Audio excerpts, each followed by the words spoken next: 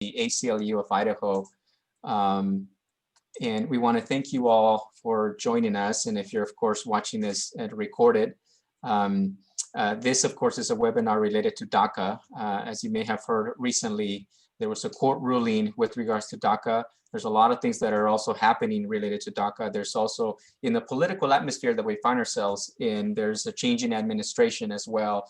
And so ACLU of Idaho and IJI have come together to do another webinar to give you an update, answer any questions you may have with regards to DACA.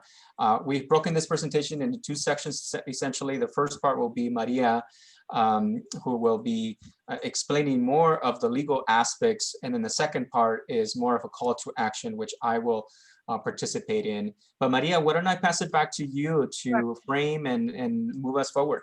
Great. Thanks, everyone. Thanks for your patience. We really appreciate it. Things are moving quickly, and we are trying to do as well. So what I'm going to do, I'm going to take us first through the basic eligibility of DACA. So we're sure of everyone, we're reminding people who's eligible. And as we do that, we'll go through what these court rulings have done. So I'm going to share my screen and take us through a PowerPoint. So what in the heck is happening now? Well, let's start first about what DACA is and DACA isn't. DACA is a promise not to remove you. It is a promise to not remove you while you maintain your DACA eligibility. And it's the benefit that one receives in addition to that promise is work authorization. So the evidence that someone has DACA is typically a work authorization card. And that allows people to get driver's licenses to work and to travel more freely. So let's take a quick look, because the short answer to your question, Leo, what did all the court, what's the recent changes? Basically, we went back in time, and we went back in time to what the requirements were for DACA and the pool of eligible people that existed back in 2012. So let's take a look at the slide. First, this is important.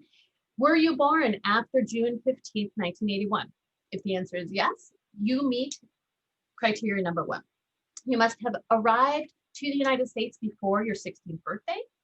And then, because they didn't want a bunch of people running across the border, right, before to get DACA, you had to be physically present in the United States on June 15th, 2012, when the program was announced. You have to have had no lawful status on June 15th, 2012. What does that mean? That just means if you were like if you were a legal resident, permanent resident at that time, but since then you've lost it, you wouldn't be eligible because you wouldn't meet number 4. Or if you were in valid visa status, so you entered on a visitor visa, it was still valid and you were still abiding by the terms of your visa as of June 15th, 2012, then you don't meet that requirement. 5, you have to have been in the United States continuously, like most folks have who came here before their 16th birthday, since June 15th, 2007. So that's a further looking back, because right, they want to get folks who have built their lives here and who have had time to meet criteria number 6, which is you meet some educational requirement, graduation from high school, a GED, or you've been honorably discharged from the United States Armed Services. Last, there are buckets of crimes that would keep somebody from getting DACA, but it's very important to talk to somebody and not make an assumption that an offense you have makes you ineligible, because different offenses make someone ineligible for DACA than make someone, say, at risk of losing their legal residence. And they're surprising. They aren't necessarily intuitive, meaning you wouldn't kind of guess them by what you think is severe or the experience maybe other people who've lost their legal residence may have had. So please check, because maybe whatever you have on your record does not prevent you from getting DACA. So that's the baseline. So what happened? Basically, a federal court told United States Citizenship and Immigration Services, that when the Supreme Court in June said that the Trump administration did not terminate the program properly, that means it was supposed to go back to what the program was at the time. But what we saw after the Supreme Court is the Trump administration said, well, okay, they didn't like the way we terminated it, so we're just going to issue this interim policy and write a memo, and we're going to tell everybody now, instead of getting 2 years of work authorization, we're going to make you only get 1. And instead of being able to ask if you could travel outside of the United States with permission and come back in while you have DACA, which was is a benefit of DACA, the administration tried to take that back too. And so there had to be another lawsuit to say, hey, when the Supreme Court said return it back and restore it, they meant restore it 100%. So this slide talks about, it means that fully restored means USCIS must accept initial, brand new, never had DACA before, DACA requests. And this includes people, say, who were eligible back then but didn't have the money or couldn't get together the documents. And it includes people who tried to apply right after the Supreme Court decision. A number of people did because they logically thought, well, this should be fully restored. But CIS, United States Citizenship and Immigration Services, rejected a lot of those applications. And what this court order said, hey, no, those should not have been rejected. So that's what happened in court. So, Leo, perfectly clear, right? Everybody, end of webinar? What do you think? Oh, you're on mute. Sorry, Maria, I was like, no, lots of questions for sure. Well, Maria, I mean, maybe you can take us over with regards to some perhaps comments that individuals may have in mind, and other folks may join at some point to ask specific questions. But share perhaps some questions that may be coming into people's mind as we think about DACA. Okay, sure thing. Well, one of the ones that we get a lot of time is, well, what if I'm now, what if I got one of those one-year cards? So let's see what happens with that. So if you got a card for only 1 year under that interim, I guess we'll call it, the policy that came out after the Supreme Court decision, those are supposed to be automatically extended for 2 more years. Now, the question that came up was, well, how? Like, what's going to happen? So CIS, and I'm going to take my pointer here, says it will, quote, take appropriate steps to provide evidence that basically your card is being extended. We don't know exactly, at least I don't today sitting here, what that's going to look like. If it's going to be a letter, if it's going to be a sticker. Back in amnesty days, they used to put stickers on the back of people's cards to extend them, but they have acknowledged, they being USCIS, that they have to do something affirmative to provide benefits, this benefit. So that's one of the main questions. I think the other big question, Leo, is people who were like, well, I'm over 31, I'm too old, but I want to draw your attention to the requirements and remind people of the first one. It's a snapshot in time as of June 15th, 2012. It doesn't matter if you turned 31 the day after, if on June, the day after June 15th. If you were under 31 at that time, then you can apply. So that's a big misunderstanding that a lot of people have. And well, before we get to paperwork, let's go back real quick and just to, is USCIS doing what the court said? And they do say on their website that this is what they're committed to do. These 4 bullet points were accept the first time appointments, accept applications for advanced parole. That's the travel document, which we can talk a little bit more about if there's confusion around that, which sometimes there is. And extending the card for a year. So they say on their website that they're abiding, which is encouraging. So I'm going to stop sharing this for a minute and ask, so have you heard, Leo, at all about like what kind of paperwork requirements there might be, or anything that people need to do to start thinking about? Sorry, Maria, I'm really bad with my unmuting here. Oh, that's okay. Well, right. So with regards to paperwork, right, I think it's very important to just make sure that individuals were born after June 15, 1981, you were under 31 years of age as of June 15, 2012, which I think is part of what you were explaining earlier as well. It's important to also acknowledge that it's individuals that came to the United States before their age of their 16th birthday, were physically present in the US on June 15, 2012, when applying for DACA, and had no lawful status on June 15, 2012.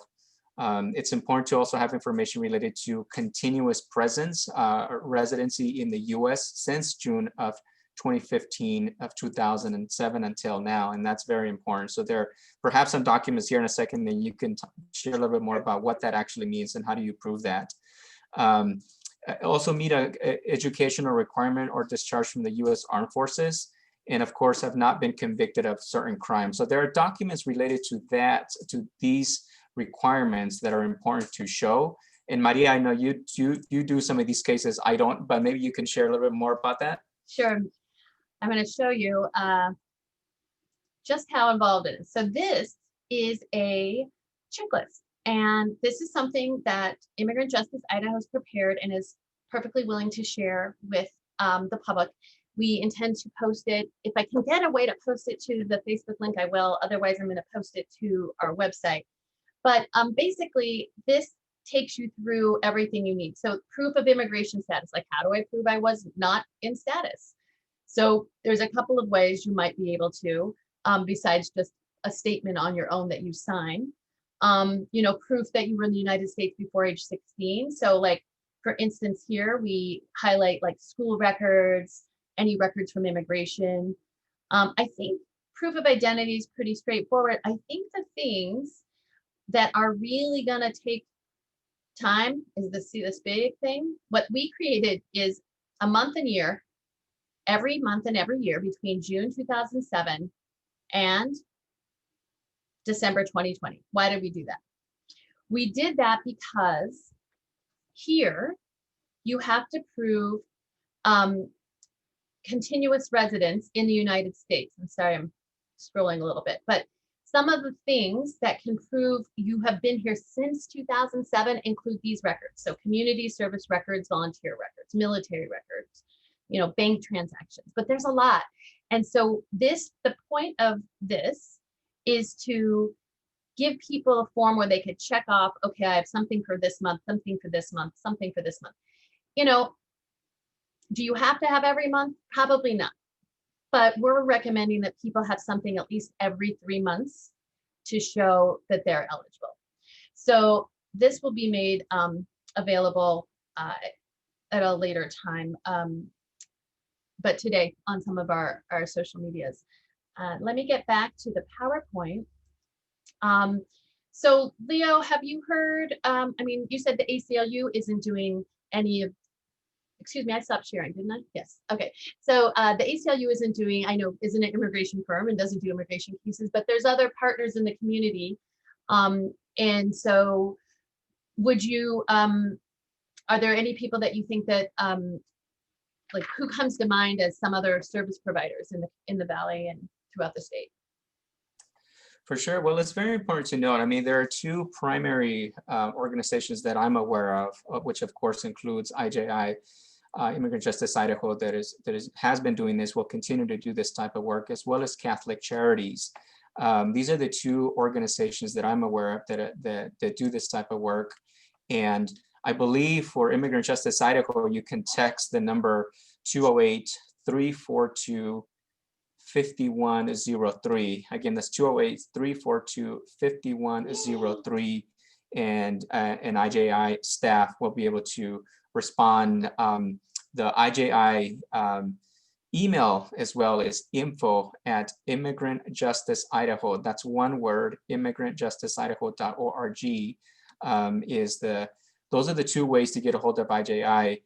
And Catholic Charities of Idaho, which is the other organization that I'm aware of, again, their phone number is 208-345-6031. Again, that's 345-6031. And I believe you may be able to access their website as well, with more information. But Maria, I mean, anything else you might want to share related to that? Yeah, you know, and this is not to say that there aren't other like Familias Unidas. I'm sure they're going to be doing some work around this. I know there's the clinic at University of Idaho, but just for, you know, people are trying to get their programs going. So I wanted to talk a little bit about our services and about the partnership we have with Catholic Charities. So what we are prepared to do, we've got, we're pleased to report that we got some donor funds that are going to assist us to really respond. So what we're going to do in January is we're going to do 20 free screenings. That's our minimum commitment right now. And what does that mean? So a screening is, it's like a consultation, right? It's, you come in and we ask you questions to make sure that you are going to be successful as far as we can tell with your DACA application. And a screening is not a full consultation, and that's real important to know. A full immigration consultation will be to also discover whether there's any other path to obtain lawful status that you might have. I shouldn't say other, but any path you have to obtain a permanent status. So this is kind of focused just on the DACA, and often most of us have to charge typically. So we will not be charging for ours for as long as we can stand it and we can afford it. But the good news is, in addition, so you come in, you get screened, and then you're like, okay, you might get a recommendation that's like, case looks great. Do you feel good doing it? Are you going to do it on your own? Are you going to have someone look at it? We might offer them to participate in a remote webinar. So we plan to announce for people that got screened and were suggested that they could probably do it themselves to participate in a webinar where they can go through and fill out the line by line of their application. They may get referred to say, you know, this case might be better presented and prepared by a accredited representative or an attorney. So Catholic Charities is one of the entities that is taking these cases, as are we, as are private lawyers. If you get a screening from us and we say thumbs up, you might need a lawyer, but you can go forward. Catholic Charities, which typically charges $50 for their screening, will waive the screening fee if you are referred by Immigrant Justice Idaho. Okay, so let me just walk through that again. So if you first talk to Immigrant Justice Idaho and we determine that you are eligible for DACA and able to apply, we will refer you to an agency, a lawyer, or to one of our self-serve webinars. And if we refer you to Catholic Charities, you will not be charged a consultation fee. They are charging a modest fee for the preparation of, well, I shouldn't say modest, that's very relative, but they are charging a fee to prepare it.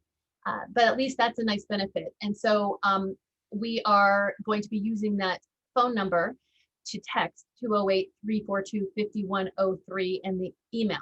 And why am I pushing text so much? Partly because it's Christmas time and holidays and Hanukkah, Kwanzaa, and we don't have someone to answer the phone. So we're using the text. Let me take you through a couple other things here. So this was, what do I need? So what can you do now? Right now, you got to be preparing your documents. You got to get all that information together.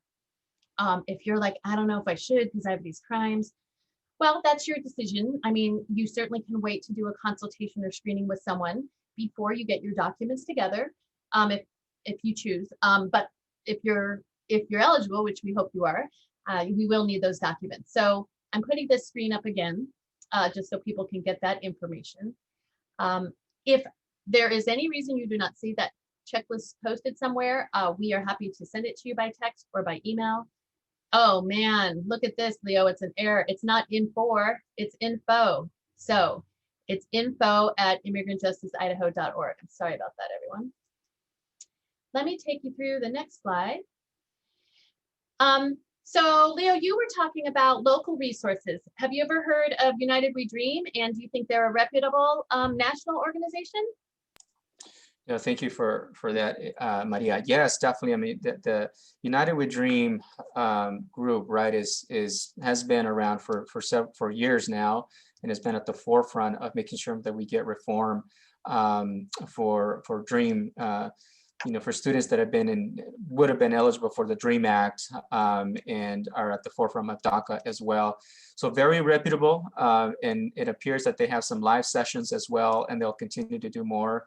The other one, I guess, as you have there on the screen, is information directly from U.S. Citizenship and Immigration Services. So these are two national resources that individuals can use as well as they're preparing, either they're thinking about their new application or have questions related to their applications. Great, thanks. Before we get to the outreach, let me take a break right here. I'm going to stop share screen and I'll pull it back up.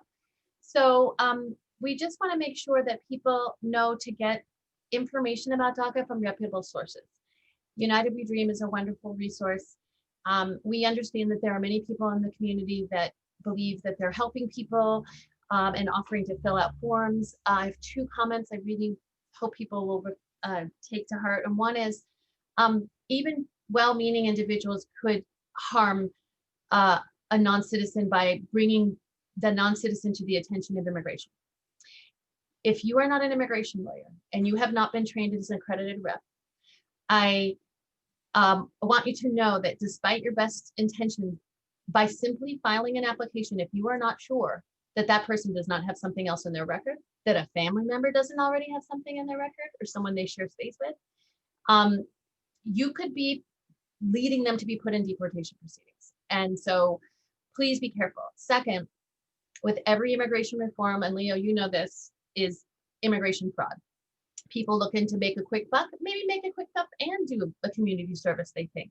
If someone is charging you a fee and they are not licensed, I would be very, very reticent to, hesitate. Anyway, but Leo, do you have any other comments on that?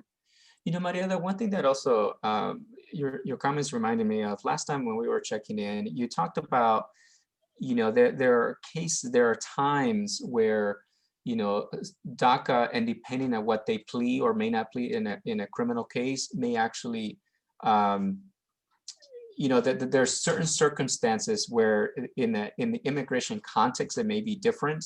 Do you recall what we were talking about last time again with regards to the pleading? Yeah, I think it was, were we talking about DUI convictions? We might have been talking about expunged. So here's one simple example of something that's weird in DACA is a DUI conviction standing alone definitely is going to get immigration attention, but it's not listed on as a reason that you could be denied lawful resident status. However, if you get a DUI, it technically, well, not technically, but it's listed as that makes you ineligible for DACA. And then there's an exception that says, but if you got a withheld judgment and you got it expunged, so people talk about these expunged, well, I went to classes, then they erased my conviction. Usually that has no benefit for immigration, but it actually can make someone who otherwise would be ineligible for DACA to be eligible. So, and the other reason I think that we were talking about is a lot of the minor offenses, like infractions, you don't get a defense attorney for. So there's no one standing there like advising you about the immigration consequences because they're seen as such minor crimes. But if you pick up 3 misdemeanors and they're considered significant under the law, that can make you ineligible for DACA. So things that have the antenna up of defense lawyers or judges or courts who like try and help non-citizens from not pleading to something that might get them in trouble, those protections don't really exist in DACA because more crimes of lower level could make you ineligible than would get a legal resident deported. Thank you, Maria. And again, that just emphasizes the points that you were making earlier around it's how critical it is to seek reputable sources as someone goes through this. I mean, it's sometimes it's life-changing, mm-hmm. right? And it's extremely important to outreach to organizations, groups that have significant amount of history doing this type of work and are credible to make sure that someone can actually get the best advice as they are going through this process. Right. So, well, great. So, Leah, I think we're part of your presentation. I'm going to go ahead and share the screen so you can talk about some of the campaign work that the ACLU is doing. For sure. Thank you, Maria. Well, so what's important too is we're trying to, this work is part of movement building, right? That DACA in itself is not the full answer. DACA, in fact, several years ago has been a Band-Aid, and what we need is more long-term fixes to our broken immigration system, and a galvanizing community to make sure that we get there is extremely important. So we wanted to point out that at the ACLU, we are doing community outreach for several reasons. One, we are also part of this coalition that is going to be driving this campaign around the driver's license that's in state, right? Driver's license in the state of Idaho.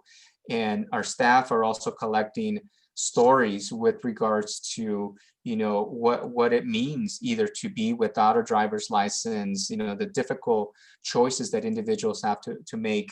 And this, again, we understand, of course, individuals that have DACA already have a driver's license, and boy, what a relief that is, right, to actually have a driver's license. But we still have thousands of community members that do not have a driver's license. So it's critical to join forces to ensure that every Idahoan, immigrant community member is eligible for some kind of driver's license. In this year's legislative session, there's likely going to be a piece of legislation related to driver's license. So what we're doing now is collecting stories related to the driver's license, how important that is. There's also a petition that has been launched by Poder of Idaho. And Poder of Idaho is a relatively new organization that, again, is driving the campaign from the community perspective. The Dairymen Association, of course, is also very involved in this and maybe taking the lead on this particular campaign. So there is a petition in there to strengthen the piece of legislation. We know that it's an uphill battle here in the state of Idaho. We're also continuing to collect DACA stories as well. What's important with these campaigns is to highlight and the human angle of what it means to have documents, what it means to have DACA. And since June, our staff member Roseli has been working already with DACA recipients to highlight their stories. And I'll be honest, it's one of the most powerful efforts we have done to actually document and put at the forefront the stories of individuals that are directly impacted by the policies that we're working on. So if any individual out there is considering taking a stance, putting something forward that's contributing to the movement, and if you're DACA, we welcome you in sharing your story. There are ways also to do some confidentiality in case the individual is not interested in showing their face or their name, etc. There's still ways to have some confidentiality. There are individuals, of course, that are saying, look, I'm here and I'm not afraid and I'm gonna fight, and here are my pictures, here's my story. Those are very powerful, right? So we're encouraging individuals to connect with us at the ACLU to share the stories on DACA. And last, again, we are organizing because we have an upcoming legislative session, and that is going to be brutal.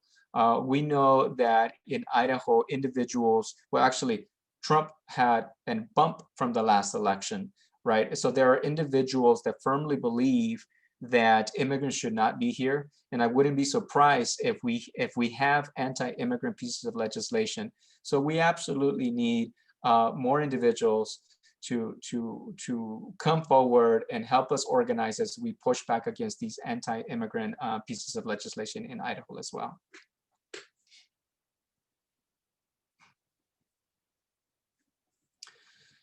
Maria, do you want to cover this section and the second call to action that we have specifically related to DACA? And you're on mute, Maria. I guess it rubs off. That's right. I was trying to be responsible. We are asking that if you are a private attorney, if you're a private immigration attorney or not an immigration attorney, and you want to screen and you have time to donate. If we had a cohort of private attorneys who wanted to be trained on how to do these screenings, we could do that. If you were an immigration attorney, we are challenging people to, as a firm, to accept at least 10 DACA cases to handle for free. We are challenging other organizations and allied groups to consider fundraising or fundraising for filing fees. It is $500, $495 for individuals to apply for DACA. Many people did not apply because they simply did not have the money. You put on top of that $500 to prepare an application, which frankly is not as like a low price point in immigration services world, even though it's significant. We hope that you will consider doing that and take us up on this challenge. We will call upon city and county officials to consider allocating money to support filing fees again, because the more people that can be, getting there, if they're eligible and could be getting a driver's license and could be getting work authorization and contributing to the economy and contributing to helping those that cannot get those benefits, that it is a benefit to all. So this is part of the reason why we put these things on, and driver's license falls right within that. And I hope that people will recognize that this is a group of people that have been suffered a lot of emotional hardship and trauma, as their lives have been used as a bargaining chip for political gain, who stayed up every day, every night, couldn't sleep before the Supreme Court issued a decision. I mean, going through their daily lives, wondering if they're going to have school to go back to, if they're going to have a job to go back to, up and down, up and down. It has been very, very trying, and you can show your love and support for these folks by fundraising to pay some filing fees. And I'll just continue on here, kind of in line with, the fact that we may see anti-immigrant legislation coming out, given sort of the vitriol that we've seen in the last 4 years, and making immigrants a scapegoat for many of our kind of national deficiencies, I guess, is to remember that DACA is not safe forever. Okay, it has always been and was conceived as being a short-term measure. And I say this for two reasons, particularly. First, because there is a current lawsuit pending in Texas, the same lawsuit that the governor and our attorney general at the time signed on, and a lawsuit to this very same judge when they were sort of getting behind the idea that DACA can't be lawful. Well, the same judge is hearing a case that makes a similar argument that DACA can't be lawful, and that's going to wind its way up at some point. And that is going to be a court decision, because remember what we're operating under right now. DACA is operating under a memo, an executive action that President Obama took, and the fight has been: did President Obama have that authority? So we've been going back and forth, and right now there's no decision saying he doesn't, or didn't, I should say, but there's another case that's inching up to present that question. So that's the first point. Second, I think this is less likely, but until January 21st, CIS is under acting director, somebody, who knows at this point, and they've put a little note that says we're complying with the court order, but we're just reminding you that we could always try and undo the court's decision, or get the court to say, oh, don't actually enforce my order right now. That hasn't happened yet. It could happen anytime, but it hasn't yet. And so it's not forever safe. And again, just sort of making the call to action sandwich, begin with it, end with it. So remember, advocacy and organizing has to continue to be something that we are doing, that we are building relationship with affected communities, that those of us with access to persons of influence or funds are using what we have to bring to this cause, to bring a stable, respectful life, and expect, a life for all of our communities. So we want to remember, while we are fighting hard for DACA, we know that DACA is not going to solve all the problems. It is the floor of what we need. It is not the ceiling. So I'm going to take it to this last slide, which is just to give you the final information about our DACA program. If you want in, like I know I want to sign up for a free screening, you just need to text this number, 208-342-5103. And you need to give us your name and your contact information, and or email info. Oh, there, I got it right. Great. info@Immigrant Justice Idaho. Please note that we're relying on text and email because we're not getting any phone calls until after January 4th. We still, during this time before January 4th, can get you, on a list or send you the questionnaire if that's what you're calling about. Oops. So I think that I'm going to stop sharing because I think that's maybe our last slide. Right. No, thank you, Maria. And again, thanks to everyone for joining us today. And I hope you were able to capture that information with regards to the text and email for IJI as they're taking the lead on this. Well, before we go, of course, checking to see if there are any questions that anyone may have, or the panelists for that matter as well.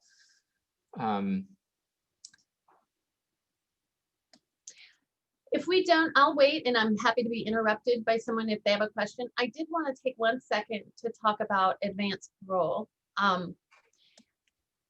It's such a weird name of a document, but advanced parole is a document. If I'm in the United States and I said, like, I'm got DACA, but I need to travel for work purposes or for educational purposes or for humanitarian purposes. So like if you haven't seen a relative, who may, is ill, or there's some other special reason you need to be there that has a humanitarian element, you can ask for a travel document. And what that does, if it's approved, it allows you to leave the United States and then to, you should be readmitted. And it's sort of like the whole, people kind of pretend like you didn't really go, like it doesn't interrupt your continuous residence. So even though we know you left and came back, but it does do one really important thing. And that is, it means that the last time you entered with a document. You went through the port of entry, they looked at it and they said, come in. That is an entry with admission, meaning it's a lawful entry, right? Why does that matter? If someday you are in a position to apply for a lawful permanent resident status, let's say you have a family member who has an immigration status where they can petition for you and you've waited enough time and now there's a visa available and you want to become a lawful resident. The thing that determines whether you can do that process in the United States or you have to leave the country is your last entry, is the character of your last entry. And if your last entry was with admission, such as with the advanced parole document, you have the benefit of going through the process in the United States. Huge, huge, huge, huge, huge, for lots of reasons. One, you don't have to leave. People are like apprehensive to leave. People don't like to leave when they don't know if they're coming back or when they're coming back. And many people, not a lot of DACA, many people have a period of time where they've been in the United States unlawfully. So when you're in DACA status, you're here with lawful status, but many people, had a year of unlawful status before they got DACA. If you have a year of unlawful presence and you leave the country and apply for your visa, it's very likely you're going to be barred for 10 years unless you apply for a waiver. Not everyone is eligible for a waiver.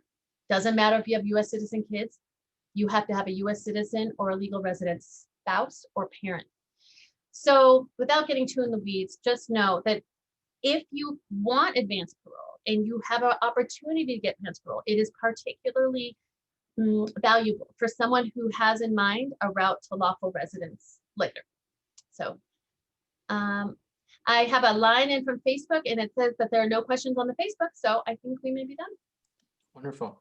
Well, thank you, Maria. Thank you, everyone, for joining. And I believe if this was on Facebook, then it gets recorded. But I'm glad that we presented the information, especially the text for IJI, in case individuals have additional questions and follow-up, please do so. Thank you, everyone. Thank you, Maria. And we'll close for today. Yes, a reminder for those, and I'm sorry we were starting late, but if you want to catch this again, different actors, same information, at 6:00 p.m. we will be doing another one of these events today at 6:00 in Spanish. Thank you, everyone. Thank you.